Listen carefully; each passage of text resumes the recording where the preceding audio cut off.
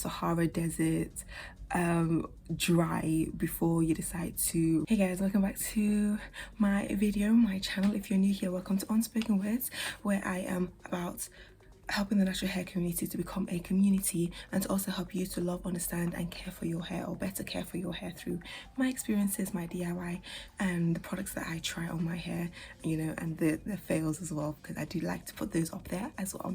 And if you're a returning subscriber, welcome back to my channel. So yeah, let's get straight onto the video. So today's video is going to be how you can keep your ends from breaking off. I do hear a lot in the natural hair community that being able to grow your hair past jaw length or shoulder length is part of genetics. Even being able to grow your hair past 1 inch is a genetic thing. My hair doesn't grow, etc. And that's something I hear a lot in the natural hair community. And the truth of the matter is, yes, genetics does play a part in how quickly your hair does grow. It does not mean that your hair can't grow past that length. It does not mean that, you know, your hair won't grow past 1 inch or shoulder length or even get to a waist length. That's something that I feel like we really need to drill into the natural hair community. There's a lot of misinformation that flies around that I do hear a lot.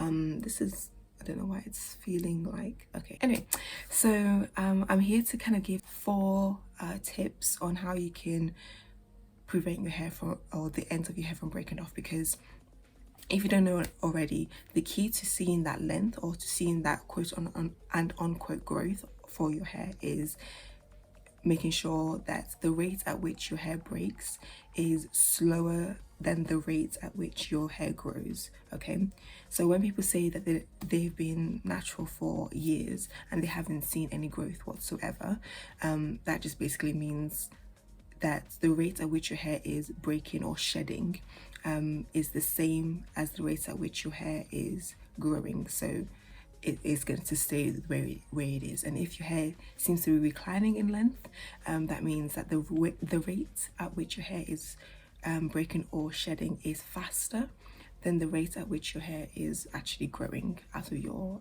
scalp. So yeah, one thing that you can do to really help to see that length retention over time and thus, you know, your growth, is keeping your ends moisturized and manicured like you would with a hedge or a flower or a bush or any kind of plants, you know, in terms of pruning and things like that. If you're keeping your ends, if you're taking care of your ends, you're definitely going to see more of a progress with the growth. And before I go into the tips, because I know I've kind of like rambled on a little bit, but before I go into the tips, please do know that it's always important to understand that healthy hair equals happy hair and thus equals length. It's not the length before the health, it has to be the health before the length. With anything, especially in nature, when you're growing plants, definitely the health of the plant is going to determine the growth of the plant. I think I did like a video like years back when I said years, a few months back, probably when I started doing this like natural hair part of this channel, and I'll link it up if I remember, where I was kind of talking about you wouldn't water your hair with you wouldn't water plants with oil.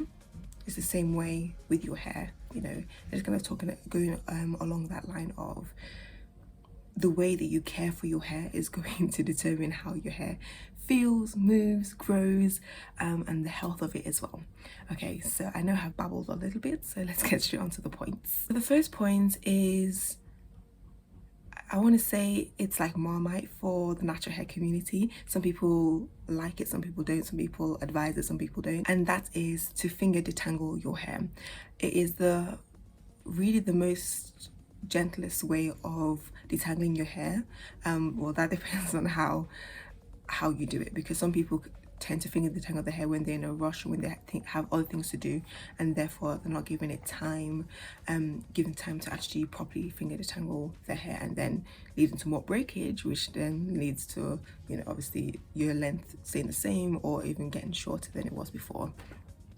So yeah, when you finger detangle, you are reducing the amount of knots that you get, you're really paying attention to how the hair is being separated, and removing those, you know, those clumps of hair, of shed hair that needs to be removed, and things like that. But yeah, so really quickly, let me just say it on this video, because I know I've said it in previous videos, I can't remember which one it was, but to know the difference between shed hair and hair that is breaking off, because there is a difference. Shed hair is usually longer, and most especially the defining factor is that bulb. When you see like a white, like it's been dipped in like white translucent type paint, yeah, so that's like the bulb of the hair. That's how you know that that is shed hair, as opposed to hair that is broken off. And hair that's broken off is usually shorter and doesn't have that white bulb at one end of the strand, and usually, and then sometimes has like it's split on one end as well. But yeah, so that's how you know the difference between shed hair and hair that's breaking. So another thing that you can do is hot oil treatments. It's another thing that I feel like the natural hair community is always coming against. There's a lot of natural hair trends going around, and a recent one is the oils and the butters, saying that oils and butters aren't good for the hair, and that isn't true. It just depends on how you use it and how much you use, and making sure you use the right ones and the right amount, as opposed to your hair thickness and texture and porosity as well. And when I say texture, I mean more so the thickness and density. So yeah, hot oil treatments that can be obviously for the hair, but more so, of course, we're talking about the ends, targeting the ends. So one thing that you can do is, when you are moisturizing your hair, when you've done the lock method or the LO method or the LC method, depending on what you found works for you, is to just dip, when making sure that your hair is like the ends are, you know, really have water and leave-in conditioner or water and cream on it. So, and then dip your ends in a small bowl of oil, just to make sure that it's really saturated in the oil. It just helps to kind of create that layer, that film around your hair. Obviously squeeze out the excess once you've done that, but it helps to create that that layer around, that protective layer, to stop it from being so fragile and thus, you know, breaking off as easily. Adding on to that point, the next one is tucking your ends away, but also keeping your ends moisturized. I think when we tend to, or a lot of people anyway, when they tend to moisturize their hair, they don't put as much effort as on the ends as they do, as opposed to the rest of the hair and their scalp. So the ends will be a little bit less moisturized than the rest of the hair. So yeah, making sure that your hair, those ends are moisturized, that you have made sure you've taken care and paid extra special attention to the ends, and you know, it's got that moisture just as the rest of your hair. Make sure that it's equal, it's balanced, you know what I mean? And then also tucking your ends away.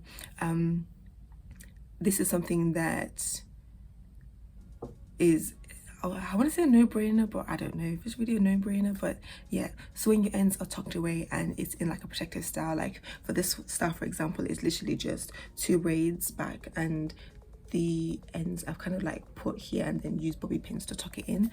So just having your hair tucked in some way, I usually try and do as much as possible. It means that it's not susceptible, it's not prone, let's just use that because I can't pronounce the other one. It's not prone to friction, rubbing against your fabric, your skin, other materials, other things, even coming in contact with the environment and the weather, and therefore, you know, getting drier and causing that friction, because, you know, friction causes breakage as well, especially when your hair is dry.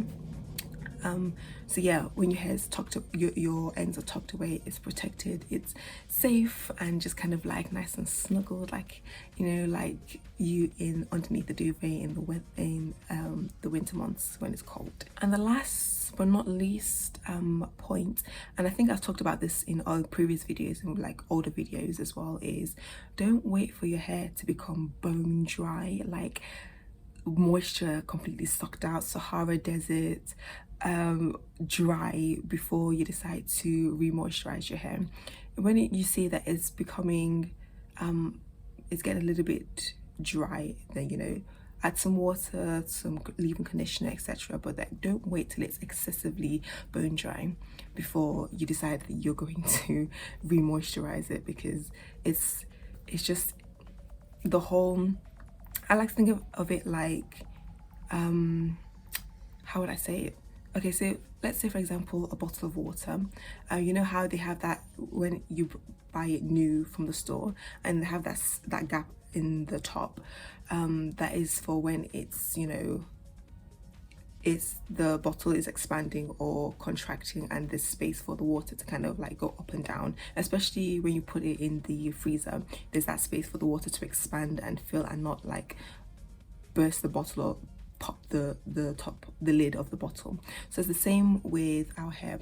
You know, our hair is constantly expanding and contracting based on how much water we are applying to our hair, and how we're able to keep that moisture in our hair and keep our hair hydrated, especially when it's like hot like this.